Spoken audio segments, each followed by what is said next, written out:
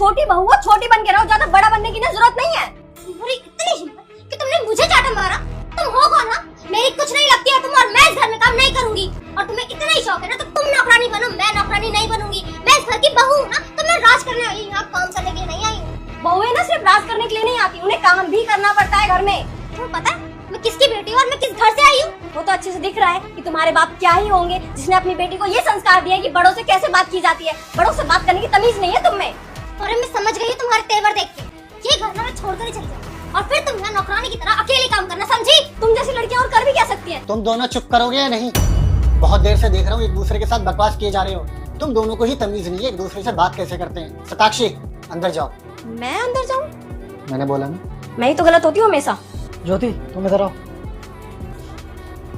ये तुम कैसे बात कर रही थी भाभी से? वो जो डिजर्व करती है ना मैंने वही किया और वैसे ही उनसे बात की, समझे तुम? क्या डिजर्व करती है? वो बड़ी है, वो तुम्हें प्यार से समझा रही है, तो ये डिजर्व करती है कि तुम बदतमीजी से बात करो। तुम्हें नहीं पता, वो चाहती है कि मैं यहाँ नौकरानी बन जाऊँ, जो कि मैं नहीं बनूंगी। मैंने अपने पापा के घर में काम नहीं किया और मैं यहाँ भी नहीं करूंगी, ये बात तुम अच्छे समझो।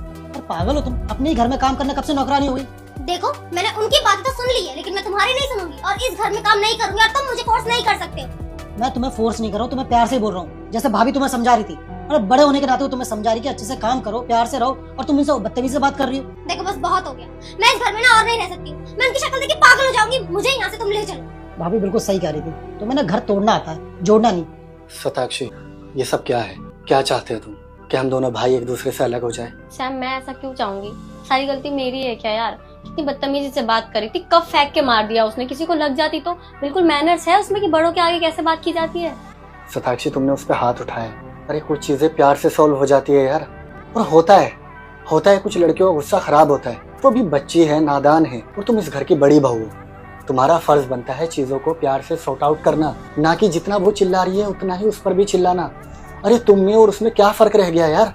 सैम बात यही तो है ना। अगर महादेव जी का मुकाबला स्पाइडरमैन से हो जाए तो महादेव जी को जिताने वाले वीडियो लाइक करके कमेंट में रेड हार्ट भेजो और स्पाइडरमैन के फैंस सब्सक्राइब करके ब्लू हार्ट भेजो।